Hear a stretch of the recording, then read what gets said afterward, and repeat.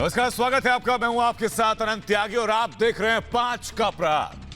दोस्तों, कहते हैं कि कांच के घर में रहने वालों को दूसरों पर पत्थर नहीं उछालना चाहिए, मगर कांग्रेस के युवराज बार बार ऐसा करते हैं और फिर अपनों ही शब्दों पर घिर जाते हैं। हम दो हमारे दो के बयान को लेकर के युवराज दिल्ली से जयपुर निकल लिए और राहुल की इस पत्थर मार सियासत पर सदन में वित्त मंत्री निर्मला सीतारमण ने ऐसा घेरा कि कांग्रेस के नेता बगले झांकने लगे। किसी को कुछ नहीं सूझ रहा था कि इस पलटवार का सामना कैसे करें, क्योंकि एक बयान से मां बेटे और दीदी दामाद सब घिर चुके थे। सवाल यह कि सकारात्मक राजनीति का रास्ता क्यों भूल चुकी है कांग्रेस। कुछ नहीं मिलता तो पीएम का अपमान कर देते हैं। बार बार देश के मान सम्मान पर सवाल उठाने वालों पर आज हमारे साथ कीजिए 5 का प्रहार।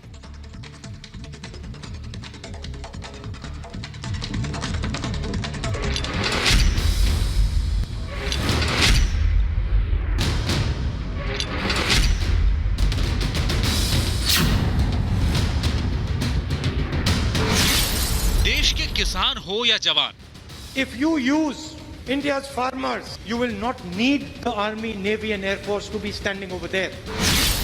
गलवान हो या Doklam, The prime minister is a coward who cannot stand up to the Chinese. देश के प्रधान का अपमान। राहुल राजनीति की सारी मर्यादा को पहले ही गर्त में ले जा चुके हैं। उनकी पत्थर मार सियासत पर वित्त मंत्री निर्मला सीतारमण ने तीखा प्रहार किया। राहुल के हम दो हमारे दो वाले बयान पर वित्त मंत्री ने उन्हें ऐसा घेरा कि सदन में कांग्रेस की बोलती बंद हो गई। Damads get land in states which are governed by some parties. Rajasthan, once upon a time. Haryana, once upon a time. I can give you the details. Hum do, hamare do is that. We are two people taking care of the party, and there are two other people who have to take care. Daughter and the damad will take care of that. We don't do that. कृषि कानून के खिलाफ किसान का शोर मचाने वाली कांग्रेस सिर्फ अन्नदाताओं को गुमराह करने की चाल चल रही है। अब सड़क से लेकर संसद तक राहुल की पार्टी का झूठ बेनकाब हो चुका है। मध्य प्रदेश में उसका इम्प्लीमेंटेशन नहीं हुआ।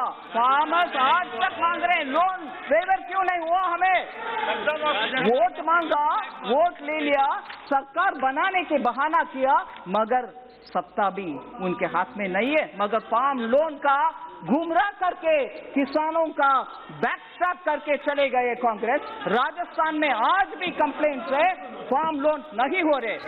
पहले देश के प्रधान का अपमान, फिर सेना पर गंदी जुबान, और अब राहुल गांधी ने लोकतंत्र के विधान पर दिया ओछा बयान। Somebody said to me, oh, why is the opposition not able to fight the BJP? And my answer is, as an opposition leader, I need institutions. I need a free press. I need a legal system. I need conversation in parliament. These are things I need. If you take them away from me, well, Gaddafi used to win election, 99% of the vote. Saddam Hussein won election, 99% of the vote. That's what happened. आप सोचिए, ये देश की सबसे पुरानी party के युवराज का बयान है। 17 साल से राहुल संसदीय राजनीति में सक्रिय हैं। बिना कुछ सोचे समझे सबसे बड़े लोकतंत्र का अपमान कर दिया। अब राहुल को भारत का अपमान करने की आदत सी हो गई है। ऐसी राजनीति पर आज हमारे साथ करिए 5 का प्रहार।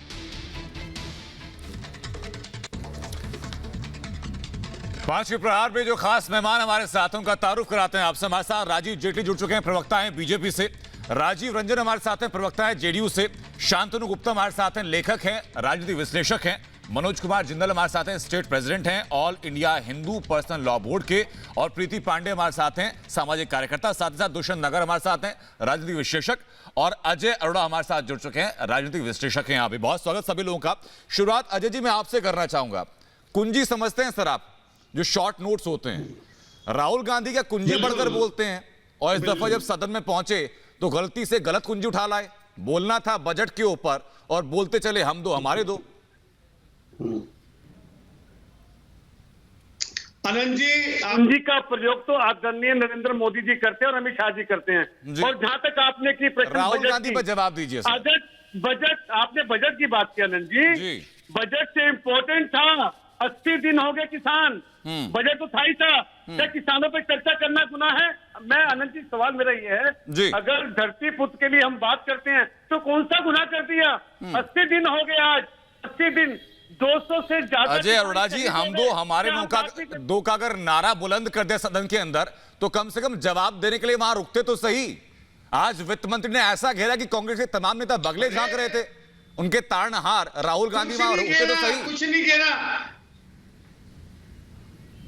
आप देखिए, वित्त मंत्री जी कुछ भी बोले, पूरे देश को पता है हम दो हमारे दो कौन है। किसानों को भी पता है, किसान आंदोलन वालों को भी पता है, जिनको और सबसे बड़ा अपमान किया जी। आंदोलन जीविका है किसानों का। क्या भारत के किसान माफ करेंगे? ना जी, बिल्कुल माफ नहीं करेंगे। भारतीय जनता पार्टी और मोदी सरकार को कभी किसान माफ नहीं करेंगे। आप देखना आने वाले समय में। हाँ ठीक है, लेकिन राजीव जेटली बताइए जरा कि हम दो हमारे दो का राज क्या है? वो भी ऐसा राज कि राहुल गांधी ने हम दो हमारे दो का नारा तो दिया, उसके बाद निकल लिए जयपुर। मैं आज निर्मला जी ने जब पार्लियामेंट में इस बात को रखा तो मैं थोड़े छोटे बच्चों को इकट्ठा किया अपने आस पड़ोस के गली मोहल्ले के। मेरे को नहीं मालूम था डूम्सडे मैन क्या होता है। सच्चाई में मैं कॉमिक्स नहीं पढ़ता हूं तो मुझे मालूम नहीं था। तो मैंने बच्चों को दिखाया कि एक फोटो तस्वीर देखिए, एक वीडियो देखिए, और तुम देखते होगे ऐसे कॉमिक्स में कुछ ऐसे कैरेक्टर को, तो ये देखिए कि ऐसा लगता है क्या? ये मुझे डाउट था थोड़ा।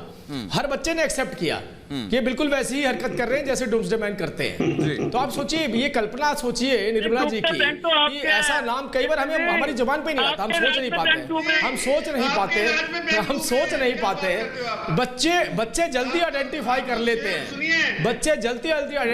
लेते हैं, देखिए मैंने किसी बड़े से नहीं पूछा, किसी पॉलिटिशियन से भी नहीं पूछा, मैंने बच्चों से पूछा था, क्योंकि बच्चे तो अच्छी तरह आइडेंटिफाई कर सकते हैं ना कि क्या ऐसा कैरेक्टर है कि नहीं है। अब यही बात आज निर्मला जी ने बड़ी सुनिए। अरे भाई साहब, सुनिए, आपके आपका जोर से बोलने से बात आप रखिएगा, राजीव जेटली बोल रहे हैं, आपके ज्यादा बोलने से उनका कैरेक्टर नहीं बदल जाएगा। उस हकीकत से तो पीछे नहीं मुड़ सकते ना। देखिए आज निर्मला जी ने बड़ी अच्छी बात रखी कि आपने देश के प्रधानमंत्री का नहीं, इस देश के प्रधानमंत्रियों का अपमान किया। कोई भी प्रधान, अरे क्या ये तरीका है आपका? आपके ज्यादा बोलने से वो बदल नहीं जाएगा उनका कैरेक्टर। सुनिए बात को, उन्होंने कहा कि आपने देश के, मैं अभी मैं चैनल पे मैं मनमोहन सिंह जी की वजह से बैठा हूं।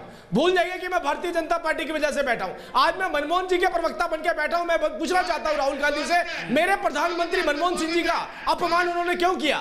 मनमोहन सिंह जी का अपमान क्यों किया बताइए पहले। बड़ी विकट बात कर रहे हैं राजीव जेटली, क्यों किया इस बात का जवाब दीजिए। राजीव जी बड़ी विकट बात कर रहे हैं, क्योंकि उस 10 साल के प्रधानमंत्री काल के ऊपर तो ये एलिगेशन लगातार लगाया जाता है कि पीएम को एक पपट की तरह इस्तेमाल किया गया था। आपने एग्जांपल भी ऐसे दे दिया जहां उनकी बांछें खिल जाएंगी सवाल देते हुए कि हमने उस व्यक्ति को नहीं समझा, तो उस व्यक्ति के पीछे जो प्रवक्ता बनकर खड़ा हुआ उसे क्या समझेंगे?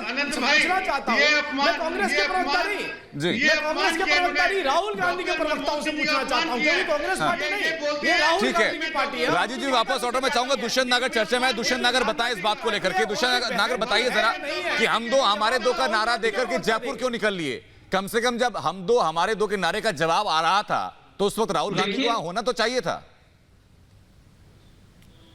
देखिए, जेटली साहब बड़े विद्वान व्यक्ति हैं और ये काफी किसानों के लिए काम करते हैं। आजकल भारतीय जनता पार्टी के साथ है, बीजेपी के साथ है, तो इसलिए थोड़ा कम हो गई। ये जानते हैं, जानबूझ के गुमराह कर रहे हैं। उनका प्रोग्राम था, पूर्व नियोजित प्रोग्राम उनका राजस्थान का था, उनको जाना था जी। और दूसरी एक बात मैं इनसे पूछना चाहता हूं, भैया 1,27,000 किसान आत्महत्या कर चुका है पिछले 6 साल में। आपने कोई कदम उठाया? आप बता दीजिए। क्या 6,000 रुपया वर्ष भर का जो सम्मान निधि आप देते हैं किसानों को, उसमें जो किसानों पे आपने अतिरिक्त भार डाला है डीजल के रेट बढ़ा के, उसकी पूर्ति होती है? जी। तो आप तो किसानी। दुष्यंत नागर, आपका जो डेटा है सर, हो सकता है आपने कहीं और से इकट्ठा किया, बाकी एनसीआरबी के आंकड़ों की बात अगर करूं तो 2013 के बाद से किसानों की आत्महत्या का आंकड़ा एनसीआरबी की तरफ से दिया नहीं गया, और 13 तक का आंकड़ा यह कहता है कि यूपीए 1 के मुकाबले यूपीए 2 में 38% किसानों ने ज्यादा आत्महत्या की है।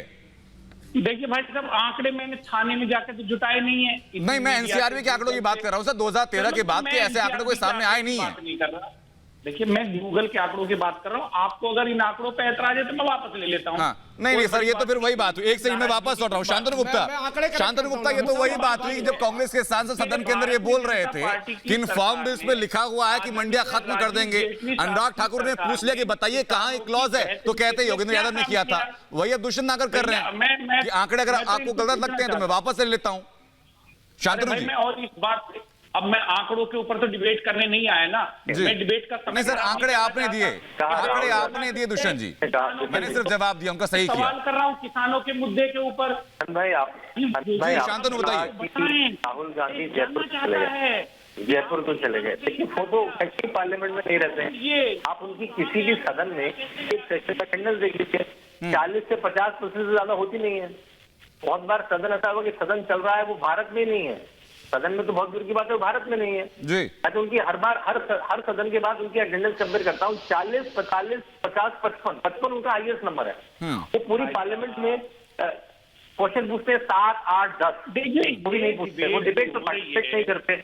तो वो तो ऐसा है कि जिस दिन मन हुआ आ गए, जिस दिन मन हुआ नहीं आए। उसने तो पार्लियामेंट को बिल्कुल अपना घर ऐसा बना रखा जैसे मौसी का घर हो, मन करा तो पहुंच गए, मन करा तो नहीं पहुंचे, किसी की बेइज्जती कर दी। कल उन्होंने बोला एक इंटरव्यू में कि यूपी में तो कास्ट फर्क रहा है, मैं तो केरला में ठीक हूँ। भाई साहब, यूपी वालों ने धक्का देके भगा दिया अमेठी से। अब कह रहे हैं केरला अच्छा है, केरला अच्छा है, वहाँ मजा आता है। मुझे मलयालम बोलनी तक नहीं आती। यूपी में कास्ट है, तो ये नहीं पता कि हमको हमारे। शांतनु वापस और दुष्यंत कुछ कहना चाह रहे हैं। दुष्यंत जी जरा ये बताइए, अपनी बात आप पूरी कीजिएगा, लेकिन ये बता दीजिए कि जो रटंत राजनीति होती है, यानी रटा दिया गया और रट के बोल दिया गया, रटे के अलावा कुछ और पूछा गया तो इधर उधर निकल लिए, क्या वही हाल राहुल गांधी का हो चुका है?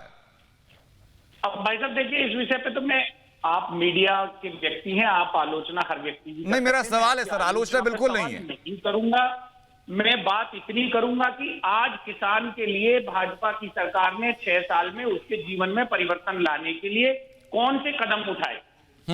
एनडीए के सहयोगी हैं, साथी हैं राजीव रंजन साहब, ये बता दें जी कि बिहार में धान का मूल्य क्या एमएसपी के बराबर या उससे 10-20% भी मिला।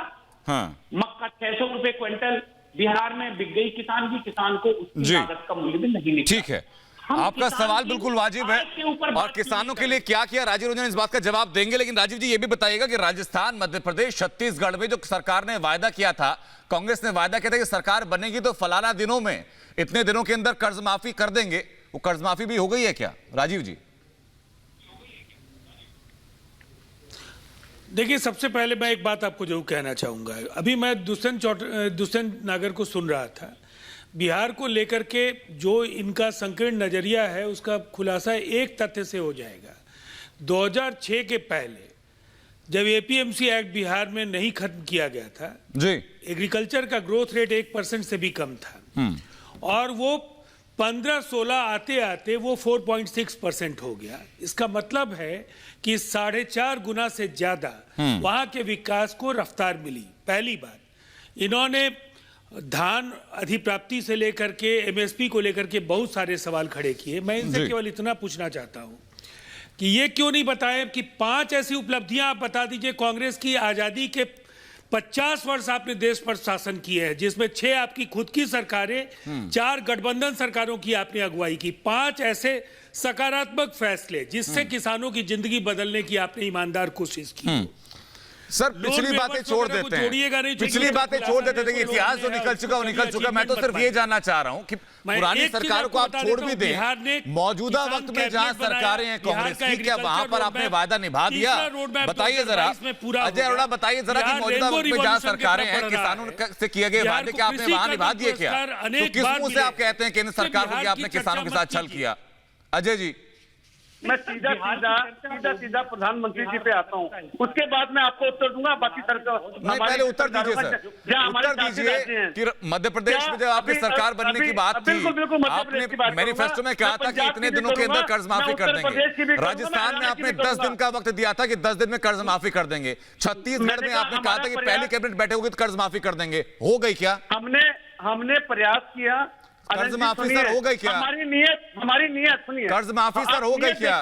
आप नीयत देखिए। अजय जी, कर्ज माफी हो गई क्या? क्या क्या क्या भारतीय जनता पार्टी की नीयत तो फर्क है नहीं, हमारी नीयत तो साफ थी। हमने प्रयास किया और हम तो अभी भी कह रहे हैं, हम किसानों के हित की बात करते हैं। अगर हमने किसानों के हित की बात नहीं की होती, अगर केंद्र सरकार ने भारत के किसानों के हित की बात की होती, आज पूरे देश के किसान सड़कों पे क्यों होते? आज इतने दिन हो गए तो 80 दिन छोटी बात नहीं है। 80 दिन अपना घर परिवार खेत छोड़कर। ठीक है, लेकिन शांत गुप्ता जरा बताइए कि अगर कांग्रेस से सवाल पूछा जाए तो अपनी नियत का सर्टिफिकेट वो बांटते हैं। केंद्र सरकार लगातार कह रही है कि किसानों के हित के लिए हम काम कर रहे हैं, तो वहां नियत नहीं देखी जा रही है।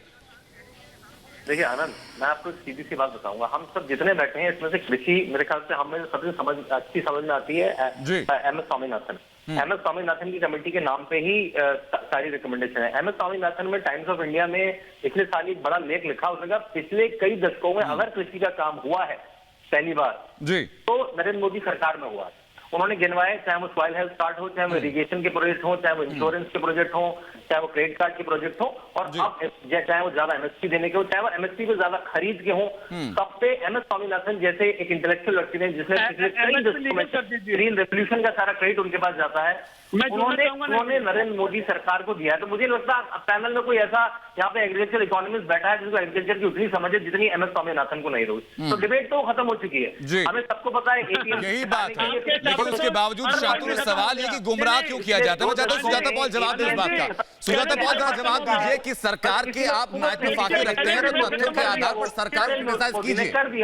सुजाता जी, सवाल मेरा कि तथ्यों के आधार पर विपक्ष सरकार को क्रिटिसाइज करे, उस बारे में कोई कोताही ना बरते, लेकिन गुमराह क्यों किया जाता है? गुमराह क्यों किया जाता है सुजाता पॉल?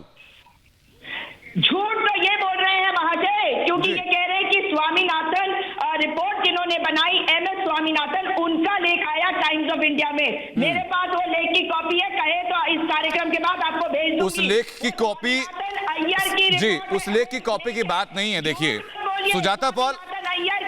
सुजाता पॉल, क्या C2+50% दे दिया गया था यूपीए 2 में जो लगातार मांग कर रहे थे, या A2+FL को पूरी तरह लागू कर दिया गया था जो यूपी 2 में लगातार मांग हो रही थी? सवाल मेरा आज का सुजाता पॉल ये है कि जब कृषि कानूनों में ये कहा नहीं गया कहीं भी कि मंडियां खत्म हो जाएंगी, तो कांग्रेस के सांसद खुद कह देते हैं, उनको कोट किया जाता है कि बताइए कहां लिखा गया, तो कहते हैं योगेंद्र यादव ने ऐसा कुछ कहा था। राहुल गांधी हम दो हमारे दो की बात करते निकल जाते हैं जयपुर। ये चल क्या रहा है कांग्रेस में?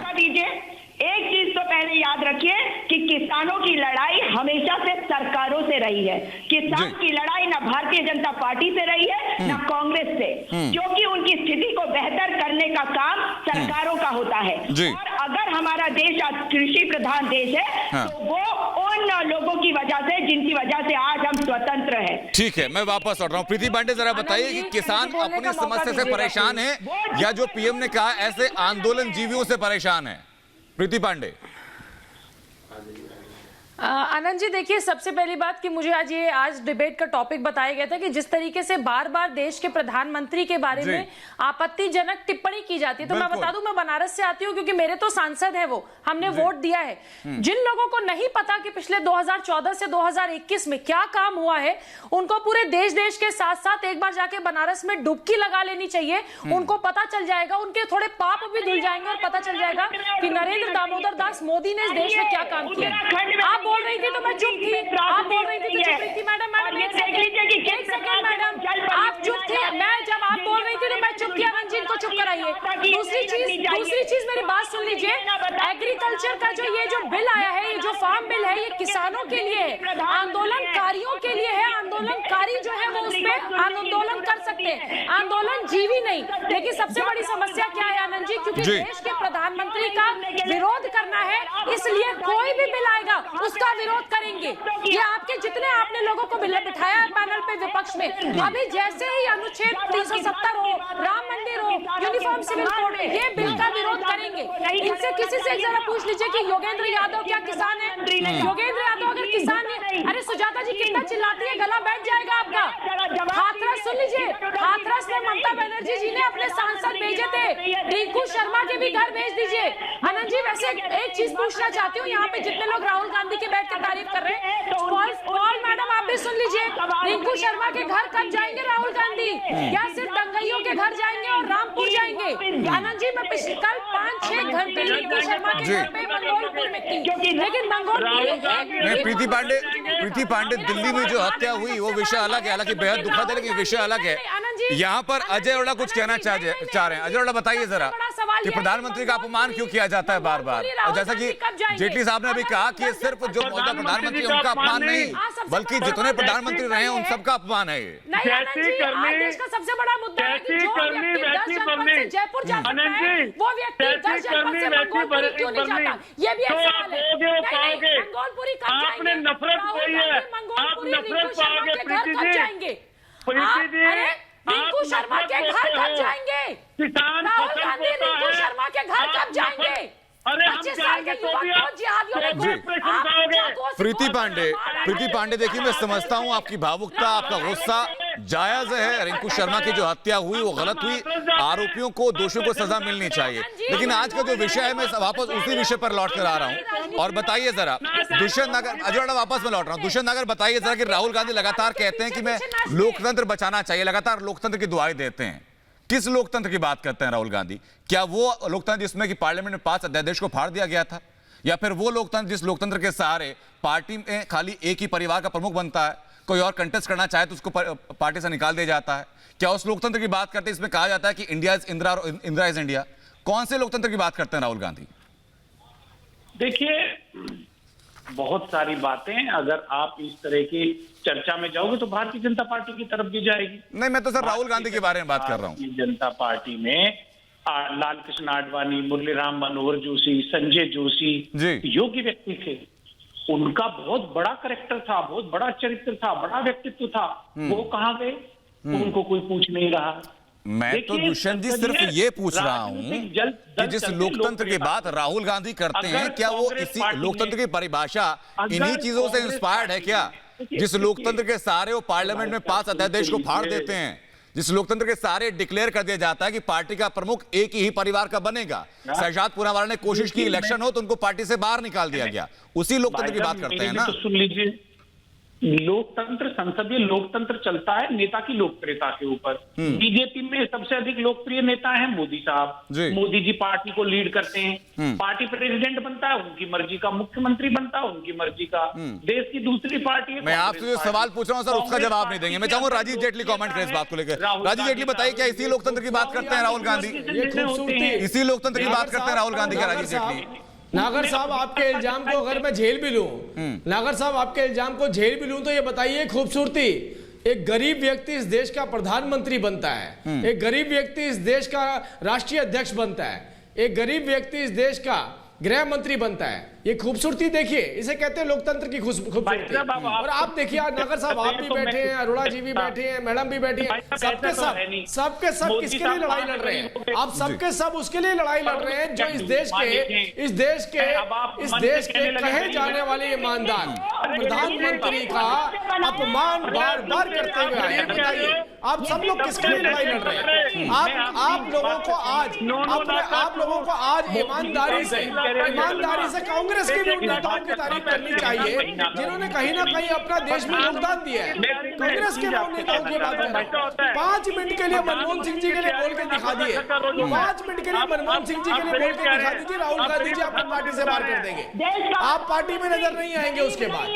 देश का प्रधानमंत्री है और आप देश के प्रधान, आप मैं यही बोल रहा हूँ, आप गुलाम नबी साहब की तारीफ कर दीजिए, प्रणब मुखर्जी जी की तारीफ कर दीजिए, पूर्व प्रधानमंत्री की तारीफ कर दीजिए। विडंबना है, ये विडंबना है जेटली जी के, ऐसा हो नहीं पाता। लेकिन मैं जानना चाहूंगा, मनोज जी हमारे साथ लगातार बने हैं, मनोज कुमार जी बताइए जरा कि राहुल गांधी क्या राजनीति के पत्थरबाज बन गए हैं क्या?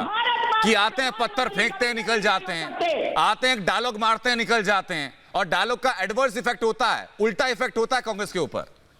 मनोज जी, होता है आप लोगों को। राहुल गांधी जी, हाँ जी, राहुल गांधी जी इस देश के अंदर जब से राजनीति में आए हैं जी, मुझे नहीं लगता उन्होंने एक भी बारी राजनीति की कोई बात करी है, देश हित की कोई बात करी है। हमेशा आते हैं, एक चुटकुला छोड़ कर चले जाते हैं और घूमने के लिए आउट ऑफ इंडिया चले जाते हैं। ये इनकी राजनीति की प्रकाष्ठा है, और बाकी पूरी पार्टी संभालती रहती है उनके विचारों को। जी, यही राहुल गांधी का स्टैंडर्ड है। हैं। यही तो बिल्कुल सही कहा आपने। ये लोग प्रधानमंत्री जो देश को समर्पित कार्य करते हैं वो राहुल गांधी जी को कभी हजम नहीं होता। उनकी पार्टी के जो नेता हैं जो गलत काम करते हैं वो जो हैं सही है, लेकिन जो प्रधानमंत्री देश के लिए भारत 370 खत्म करता है, जो कांग्रेस पार्टी 70 सालों से खत्म नहीं कर पाई। हर बात से तकलीफ होती है। मैं चाहता हूँ प्रीति पांडे और सुजाता पॉल जवाब दे। सुजाता पॉल बताइए कि राहुल गांधी के क्या इसी रवैये के लिए उनको डूम्सडे मैन की उपाधि दी गई आज? सुजाता पॉल, डूम्सडे से बचाने के लिए जो मैन आया है वही तो है राहुल गांधी। इनको देखिए किस प्रकार से पूरा देश बिलबिला रहा है। जैसे एंकर कार्यक्रम कर रहे हैं, ये बता रहा है कि देश में 135 करोड़ लोगों में। नहीं सुजाता जी, थोड़ा सा कंफ्यूजन हो गया है। थोड़ा सा कंफ्यूजन हो गया है। डूम्सडे मैन की जो उपाधि दी गई उसके पीछे की वजह है। प्रीति पांडे जवाब दो, उसके बाद मैं आपको आंकड़े गिनवाता हूँ। प्रीति पांडे, राहुल गांधी की भारतीय राजनीति में अभी एंट्री हो ही नहीं पाई है। जनता ने उनको स्वीकार ही नहीं किया है, जनता ने उनको रिजेक्ट कर दिया है। और जो उनकी मंशा है कि देश के प्रधानमंत्री को हमेशा गालियां दे के, सुन लीजिए, राहुल गांधी की पार्टी देश के प्रधानमंत्री को हमेशा डरपोक बोल के, कावड़ बोल के, मौत का सौदागर बोल के सत्ता में वापसी कर लेंगे तो सुजाता जी नहीं हो पाएगा। आज जब मैंने लोगों को कहा कि डिबेट का रिपब्लिक पे टॉपिक है मोदी जी वर्सेस राहुल गांधी, तो आधे से ज्यादा लोग हंसने लगे, बोले मैडम ये कोई टॉपिक है? राहुल गांधी का तो कोई अस्तित्व ही नहीं बचा राजनीति में। आप कैसी बातें कर रही हैं? आपके यहाँ चीखने से चिल्लाने से कोई फायदा नहीं है। Rahul Gandhi is a rejected politician. Rahul Gandhi is a rejected politician. Modi ji is a selected politician. प्रधानमंत्री को सेलेक्ट किया गया है, राहुल गांधी को सुन लीजिए रिजेक्ट किया गया है। आप लोग जितने जल्दी इस बात को स्वीकार लेंगे उतना अच्छा है। तो आप लोगों के इसी करने की वजह से 2024 भी नरेंद्र दामोदर दास मोदी ही शपथ लेंगे। राहुल गांधी शपथ नहीं ले पाएंगे देश के प्रधानमंत्री की। आपको फिर से मोदी जी दिखेंगे शपथ लेते हुए, तो राहुल गांधी शपथ नहीं ले पाएंगे। अभी भी आप लोगों को ये बात समझ नहीं आई है। लोग हंसते हैं, सुन लीजिए, लोग राहुल गांधी पे हंसते हैं आपके चीखने चिल्लाने से। देखिए सवाल लगातार यही था प्रीति पांडे, सुजाता पॉल, सवाल यही था कि राहुल गांधी पीएम के ऊपर हमला करके निकल क्यों जाते हैं? कम से कम डिफेंड करने के लिए फिर वहां खड़े तो हो। मैं जानना चाहूंगा दुष्यंत नागर और शांतनु गुप्ता बताएं, दुष्यंत नागर, शांतनु गुप्ता बताएं कि क्या राहुल गांधी को न संविधान पर विश्वास, न सरकार पर विश्वास, न प्रधानमंत्री पर विश्वास, तो विश्वास किस पर है उन्हें? शांतनु जी, जब उन्होंने कहा कि चुनाव तो गद्दाफी जीतते हैं, वही कहना चाह रहे हैं कि जो लीबिया का जो लोकतंत्र है उसको भारत के लोकतंत्र से कंपेयर कर रहा है। राहुल गांधी को ना तो हिस्ट्री का सेंस है, ना जियो पॉलिटिक्स सेंस है। कुछ जैसे आपने कहा कि वो परिस्थिति लेकर 4 शब्द बोल दीजिए, उनसे पूछा जाए कि गद्दाफी कौन थे, कहाँ के थे, सब वो क्विज में भी लिखता है। तो मुझे लगता है अगर राहुल गांधी को नहीं राजनीति पसंद है तो कुछ और करें, कुछ और नौकरी पेशा करें। उन्होंने कितने कार्य किए, तो वो खुद भी मजाक का कारण बनते हैं और अपनी पार्टी के लिए, देश के लिए भी मजाक का कारण बनते हैं। भूमि अधिग्रहण वो बोल के मतलब उनको भारत की चुनाव आवाज कुछ कट के आ रही है, वापस लौट रहा हूं। लेकिन दुष्यंत नागर बताइए कि प्रधानमंत्री का अपमान क्या राहुल गांधी की आदत बन चुकी है क्या? और ये आंकड़े देखिए मेरे पास है, जो आंकड़े बता रहे हैं कि जितनी दफा प्रधानमंत्री का अपमान किया उतनी बार कांग्रेस को नुकसान हुआ है। तो क्या कांग्रेस को डुबाने का ठेका भी राहुल गांधी ने ले लिया क्या? कांग्रेस के टाइम में बना, श्री राहुल गांधी जी की शुरुआत के बाद बना जी भूमि अधिग्रहण कानून, right to food, right to education. ये कानून यूपीए के समय में जो बने, जिनसे भारत के पूरे समाज में बदलाव आया, जी ये श्री राहुल गांधी साहब नहीं बनवाए। आप ये कहते हैं कि राहुल गांधी एक सेकेंड मुझे ये बताइए जरा, राजीव जी मुझे ये बताइए कि अगर दुष्यंत नागर कह रहे हैं कि उनके नेतृत्व में बने तो प्रधानमंत्री क्या कर रहे थे फिर 10 साल? 2004 से 14 तक प्रधानमंत्री का रोल क्या था, ये दुष्यंत नागर खुद बता रहे हैं। यानी राहुल गांधी बनाते थे कानून? अरे क्यों नहीं, एक सांसद को अधिकार है कानून बनाने का। देखिए एक बात तो बिल्कुल साफ है, दुष्यंत नागर चाहे जो भी बोले, लेकिन लीबिया और इराक की तुलना कर्नल गद्दाफी और जिस तरह से उन्होंने इराक के डिक्टेटर का नाम लिया, सद्दाम का नाम लिया, भारत के लोकतंत्र को इन्होंने गाली दी है, जनादेश को इन्होंने अपवित्र किया है। और निसंदेह भारत के 70-72 वर्षों का जो इतिहास है, देश के चुनावों को लेकर के आपके मन में नहीं हासिल परिणाम पक्ष में नहीं हासिल होने का दर्द हो सकता है, लेकिन इन परिणामों को आप जिस समय इराक और लीबिया से इसकी तुलना करते हैं और जमींदोज हो चुकी उन हुकूमतों से भारत की तुलना करेंगे तो निसंदेह ये 125 करोड़ जो लोग हैं उनका आप अपमान कर रहे हैं। इस जनादेश का जो पवित्र भाव है उसको तिरोहित करने की कोशिश कर रहे हैं। और दरअसल कांग्रेस इन सवालों पर जब बात करती है, आपने लोकतंत्र के पर कतरे, अपने नागरिकों की आजादी निरस्त कर दी 1974 में जिस तरह से आपातकाल लागू कैसे देते हैं? अब मैं देखिए साहब जी, वर्तमान सरकार ने लोगों की भावनाओं की कदर कब की है? आप बता दीजिए। किसान बैठा हुआ है, 3 महीना होने को है। नहीं दुष्यंत जी, देखिए डिले नहीं करते हैं सर। ये सरकार को सर्टिफिकेट देने के लिए कोई चर्चा नहीं है। चर्चा खाली ये है कि राहुल गांधी जो पीएम का लगातार अपमान करते हैं, संवैधानिक पद का अपमान करते हैं, उसके पीछे की वजह क्या है? प्रधानमंत्री जी इसी सरकार का तो नेतृत्व कर रहे हैं। तो ये तो बात इस सरकार की तो बात होगी जी। जब राहुल गांधी वर्सेस नरेंद्र मोदी होगा तो इस सरकार के कामकाज की तो समीक्षा निश्चित रूप से होगी जी। उसके लिए तो आपको लेकिन राजीव जेटली मुझे बताइए जरा कि राहुल गांधी वर्सेस नरेंद्र मोदी की बात होती है तो क्या मौत के सौदागर शब्द का इस्तेमाल जरूरी हो जाता है? क्या चाय वाले और नीच शब्द का इस्तेमाल जरूरी हो जाता है? खून की दलाली करने का आरोप लगाना जरूरी हो जाता है? चौकीदार चोर है का नारा बुलंद करना जरूरी हो जाता है? ये कैसा कंपैरिजन है? परेशानी उत्पन्न हो रही है राजीव जी। देखिए, मैं अपने सारे जितने भी हमारे नागर साहब हैं बाकी सबकी मजबूरी को समझ सकता हूं। ये कुछ इस तरीके से बैठे कि हाथ में कागज और कलम पकड़ा दिए और बोला इसका उत्तर लिखे राहुल गांधी पे एक निबंध, जैसे राहुल गांधी पे एक निबंध लिखिए। अब विश्वास कीजिए अभी तक कलम को चला नहीं पाए, इसलिए इधर तो उधर डिटेल करते हैं। राहुल गांधी जी पे निबंध लिखने के लिए बोले एक लाइन लिख के आप सारे बैठिए, सब बैठिए, कलम और कागज लेके बैठिए इसी डिबेट में आप पूरा मौका देंगे। एक लाइन लिख के दिखाइए उनके बारे में, एक लाइन लिख के दिखाइए, सिर्फ एक लाइन। आप नहीं लिख पाएंगे, मैं इसी नहीं कह रहा हूं, आपकी मजबूरी है, लेकिन आपकी तारीफ करता हूं बावजूद उसके आप चिल्ला कर राहुल गांधी को डिफेंड जरूर कर रहे हैं, चिल्ला कर डिफेंड जरूर कर रहे हैं। मेरे पंजाब का किसान बार बार ये मांग कर रहा है कि वो कानून हटाया जाए जिस कानून के अंदर ये प्रावधान किया गया है कि किसानों को जेल डाला जा सकता है, लेकिन राहुल गांधी जी इस पर एक शब्द नहीं बोल रहे। पंजाब के अंदर इस बात को मैं चाहता हूं कि अजय अरोड़ा समझते होंगे सर। राजीव जी मैं समझता हूं कि अजय अरोड़ा इस बात की गंभीरता को समझते होंगे। अजय जी जरा बताइए कौन सा राज्य है जहां पर किसानों को जेल का प्रावधान है? अनंत जी, नहीं सर, कौन सा राज्य है जहां किसानों को जेल का प्रावधान है? किसकी सरकार है वहां पर? सुनिए, सारे भारत के अंग हैं। बताइए तो सही सर, सुनो तो सही। उस राज्य का नाम तो आप जानते हैं ना अजय जी? मैं आपके हाथ में आता हूँ।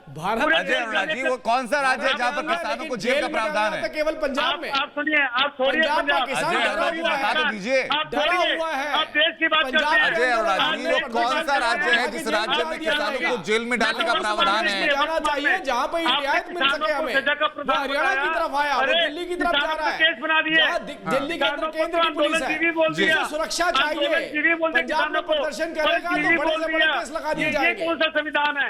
ये कौन सा लोकतंत्र है? आप जवाब नहीं दे रहे। मैं चाहूंगा सुजाता पॉल जरा बताएं, सुजाता पॉल जरा बताएं कि वो कौन सा राज्य है जिस राज्य में किसानों को जेल में डालने का प्रावधान है? किसकी सरकार है वहां पर?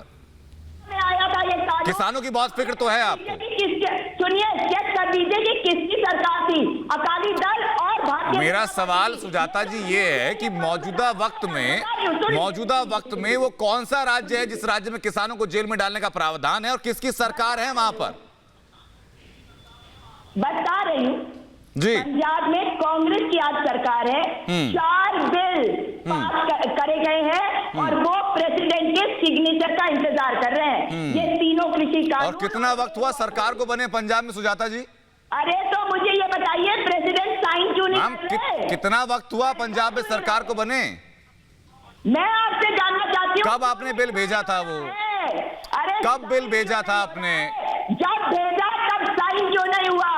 प्रीति पांडे जरा बताइए कि कांग्रेस की सरकार में पंजाब के अंदर ये प्रावधान लगातार बना हुआ है कि किसानों को जेल में डाल दिया जाएगा, उसके बावजूद उम्मीद करते हैं कि ये लोग बहुत बेहतर काम कर रहे हैं। ये भी पूछिए, अकाली दल और भाजपा जी, आपने अभी कांग्रेस का नाम ले लिया, अब ये बोलेंगे ही नहीं। अब इनको सबके इनके मुंह में दही जम जाएगी। अब इनको साफ सुन जाएगा, ये बिल्कुल नहीं बोलेंगे। ये सिर्फ एक ही, मैं तो कह रही हूँ जिसको 2014 के बाद अगर विकास नहीं दिख रहा है तो नेत्रदान महादान, अपनी अपनी आंखें दान कर दीजिए, क्योंकि आप लोगों को नहीं दिखेगा। आपको देश का विकास अगर नहीं दिख रहा है तो क्या फायदा ऐसी आंखों का? नेत्रदान महादान जाके करिए। देखिए आप लोगों को जहां पे भी कांग्रेस की बात आएगी आपको दिखेगा ही नहीं। आपको देश का प्रधानमंत्री का विरोध करते करते आप देश का विरोध करने लगे। 26 जनवरी को एनर्जी जो देश के तिरंगे का अपमान हुआ, सुजाता जी को नहीं दिखा। सुजाता जी ने अपने आंखों पे पट्टी बांध ली थी, इनको नहीं दिखा। तिरंगा उठा के फेंक दिया गया, इनको नहीं दिखा। इनको टसली बजाने वाले पहुंच जाते हैं, स्वरा भास्कर पहुंच जाती है, इनको नहीं दिखता। आंदोलनकारी और आंदोलनजीवी में फर्क है। सुजाता जी पढ़ के आइए, या अपने नेता राहुल गांधी जैसे हो गए सारे के सारे। बिल्कुल, मैं जानना चाहूंगा अजय अरोड़ा जवाब दे इस बात का, और मनोज जी भी जवाब देंगे इस बात का। मनोज जी पहले बताइए कि जिस आदमी को मार्वल्स कॉमिक के कैरेक्टर का नाम दिया गया डूम्सडे मैन जिसको कहा गया, क्या उसकी आदत बन चुकी है प्रधानमंत्री का अपमान करना? क्या आदत बन चुकी है कि लोकतांत्रिक पद पर, संवैधानिक पद पर जो व्यक्ति आसीन है, आप उसके लिए अपशब्द कहें? मनोज जी।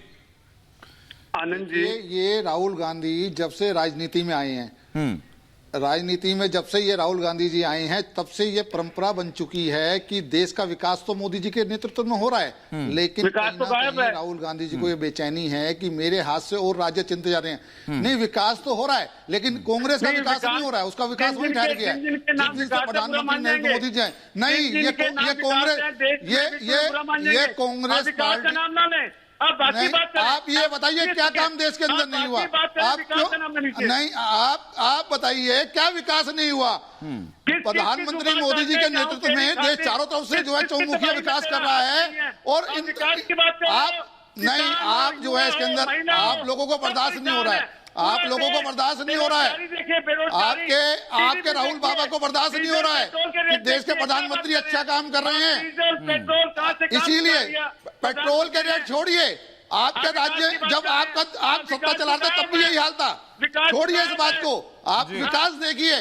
आप खाने वाली सरकार के नुमाइंदे थे और हम लगाने वाली सरकार के हैं। हमारे क्षेत्र में आप 70 सालों में कश्मीर को आपने गुलाम बनाकर रखा और हमने उसको सफलतापूर्वक राज्य बना दिया। कोई दंगा नहीं हुआ। आज वहां पर फैक्ट्रियां काम करने के लिए पहुंच रही हैं, आज वहां के लोगों को रोजगार मिल रहा है। कैसे विकास? लेकिन ये तमाम सच्चाई दिखाई नहीं पड़ती, तमाम सच्चाइयां दिखाई नहीं पड़ती। शांतनु गुप्ता जरा बताइए, 370 को अबॉलिश किया जाए तो एक गैंग को दिक्कत होती है, किसानों के लिए 3 कानून बनाया जाए तो एक गैंग को दिक्कत होती है। हर चीज से दिक्कत क्यों है? कितने रोजगार दिए? शांतनु जी, हर चीज से दिक्कत क्यों है? देखिए मैं आपको बताता हूँ, 2014 के बाद से जैसे राजनीतिक जमीन बहुत सारे लोगों के नीचे से खिसक गई है, तो अब मुझे 2 तरह के कंपैरिजन दिखते हैं। एक है जो इलेक्शन जीत के आते हैं, जो इलेक्शन हार के आते हैं। जो इलेक्शन हम हार के आते हैं, जो इलेक्शन हार के आते हैं, उनके पास एक ही है, या तो झूठ फैलाओ, बोलो ईवीएम को गाली दो, सीबीआई को गाली दो, कोर्ट को गाली दो, भारत के संविधान को गाली दो, भारत को गाली दो। आपके उल्टे अब वो 40-45 बचे हैं, अब वो 40 भी खत्म होने वाली है। राहुल गांधी ऐसे स्टेटमेंट दे रहे हैं, वो 40 से 4 आने वाली है। देखिए एक रीजनल पार्टी की तरह रह गई है कांग्रेस। तो अब यही बचा है, अजय अरोड़ा जी मुझे बताइए, हेड ऑन ले नहीं पा रहे हैं, नरेंद्र मोदी से वो मुकाबला कर नहीं पा रहे हैं, तो उनका एक ही तरीका बचा है कि भारत की डेमोक्रेसी को, सवाल दरअसल शांतनु जी यही है, सवाल यही है कि जब आप जनता के सामने परीक्षा के लिए आते हैं, चुनाव होता है, जनता नकार देती है, तो क्या उसकी बौखलाहट है कि आप सीधा एक पद पर हमला करते हैं और पद पर हमला करने का खामियाजा लगातार भुगतते हैं? तो न सिर्फ जनता के द्वारा नकारे जा रहे हैं राहुल गांधी, बल्कि कांग्रेस की हार के बड़े कांड भी बनते जा रहे हैं राहुल गांधी। बहुत बहुत शुक्रिया आप सभी लोग का जुड़ने के लिए, चर्चा में शामिल होने के लिए।